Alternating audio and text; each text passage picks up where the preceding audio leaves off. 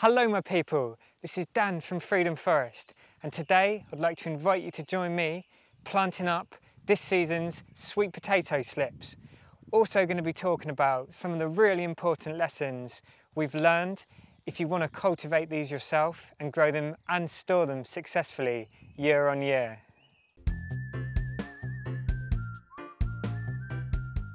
Hello my people, hope you're all well. It's a very exciting day today because it's the day for planting the sweet potato slips, or potting them up, rather I should say.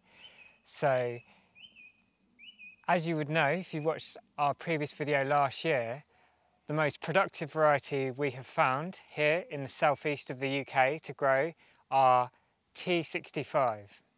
And they're quite a vigorous variety and they produce masses. Even bigger harvests than standard potatoes actually we found, of beautiful pink skinned with white flesh in the centre sweet potatoes. And this year I've had to supplement our own grown slips because we had a few problems in storage of our tubers from last season, which I'll go into in a minute. So first of all, as you can see here, got my nice deep root trainer tray here filled with already moist compost, which is quite important with these because they've got very big holes in the bottom. So if you put quite fine compost in these, moving them around, you tend to lose it all like a sieve out the bottom. So our slips here, roughly I'd say between about 6 and 8 inches long, which is a perfect time to pull them apart from the tuber that you've got in the soil, if you're growing your own slips, that is. If not, you've probably ordered some and they've arrived in this condition. Don't worry if they're a little bit limp when they arrive because they soon pick up. Some of the ones that I've ordered here, I've actually, after arriving in the postage, I've just had them soaking for a couple of days in a glass of water here until it's been time to pot them up. I don't recommend leaving them in water for any more than a few days because if you've already got little roots forming, they tend to go brown and rot off if left in the water too long. So what I'm doing here is basically just got a little stick, giving it a little poke around in here to open myself up a little hole, and we're just going to slip the slips in pretty much as far as we can down the neck there and push our compost down around them. So it's very simple. We're in the last week of April now, and we've had a lot of days recently, or should I say nights and mornings, with light to fairly medium frost actually. So it's still too early yet to plant these out. And if you've ordered yours from a company online, they'll normally send them out between around now and mid-May. So if you get them in mid-May when the risks of frost have already passed, you could just put these straight into the ground. But if you've still got risk of frost where you're located, then it's best to pot them up in the meantime. And they grow roots very quickly. If you stick these in water, you'll start to see little white shoots appear in a couple of days, really. They're that fast. And they're quite tough old things. You don't have to worry too much about how you treat them. So I'm going to work my way through here. I've got about 40 of T65 which I've bought in this year, and the slips I'm growing from my own stored tubers from last year, I'm hoping to get around 40 of my own slips from those. And those ones I'm just going to kind of leave at home now. They're still kind of attached to the potatoes themselves, so they tend to form roots that way as well while they're still attached, although you can separate them off the main potato if you're growing your own while they still don't have any roots, because they will root very readily. And to supplement the T65 variety, I'm also quite excited to be trying out 3 additional new varieties this season. They haven't arrived yet. They're going to be arriving by mail order in the next week or so. I can't remember the names now, but I will put them on the screen in a second for you as well, so you can have a look.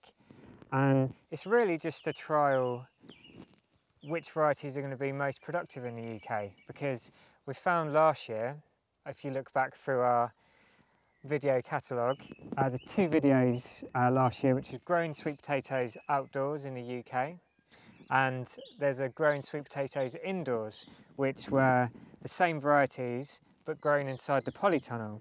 And we didn't really notice much difference for growing them indoors, believe it or not. So they were the varieties, I always say this wrong, Burgard, Carolina Ruby, Molokai Purple and T65. And there was a white version of T65 as well. And again, T65 seemed to outperform them all, actually. So hence the reason why this year focusing mainly on the T65. Also do have some Molokai Purple slips that I've grown from a few stored tubers.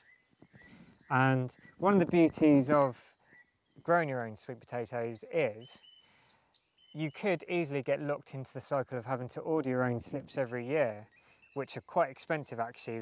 In the UK they retail for probably about £3.99 for 3 or 4 slips, and you may have postage on top of that as well.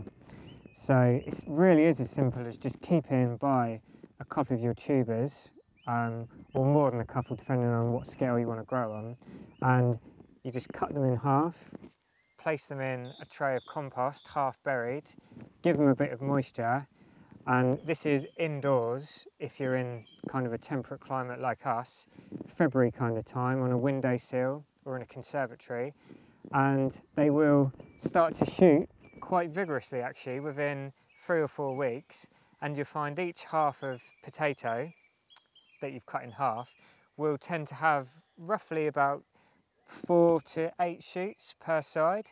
So it's a very easy and economical way of getting your own slips for free basically, so you can become quite self-sufficient in these.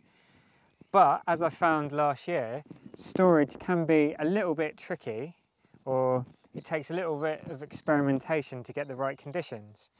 Because these are a tropical species, they require a period of curing. And what curing is basically bringing your potatoes in an indoor environment if you live in a temperate climate like us, and you want somewhere kind of like indoor temperatures, like probably I'd say 15 to maybe 20 degrees for a couple of weeks. And what that does is basically allows the skins to harden up a little bit and make them suitable for storage.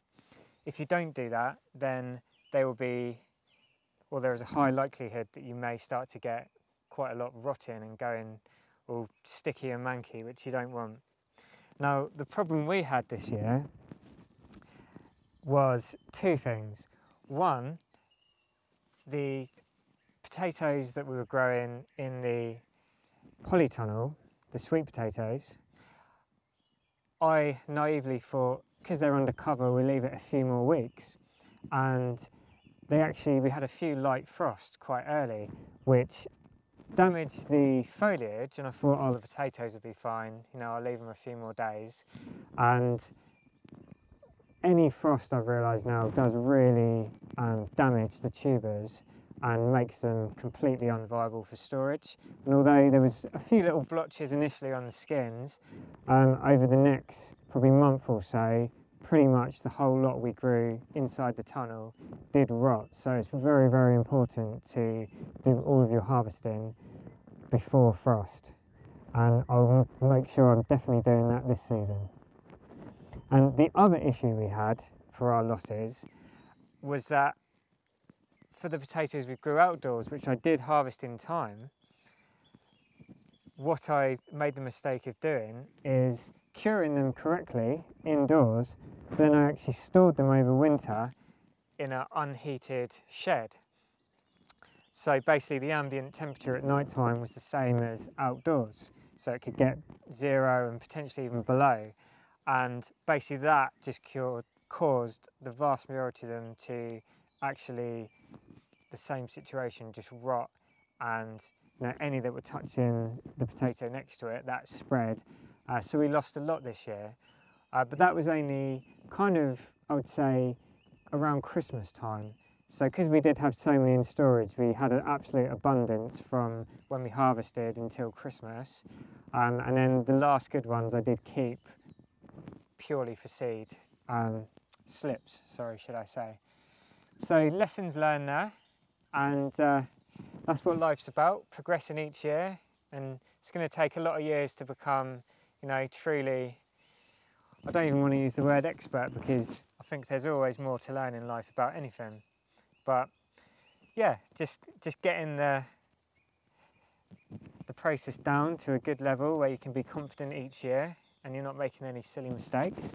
And hopefully we'll be in a situation in 3 or 4 years' time where we can literally have a pure abundance of sweet potatoes pretty much, you know, all winter long up until when we're planting our slips again.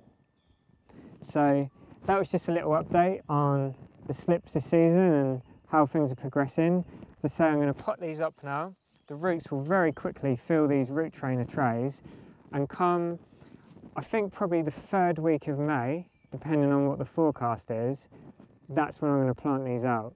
Last year, I believe I did the 2nd week of May, and a couple of days after planting, we did get a light frost, which damaged all of the young foliage, which set them back a bit.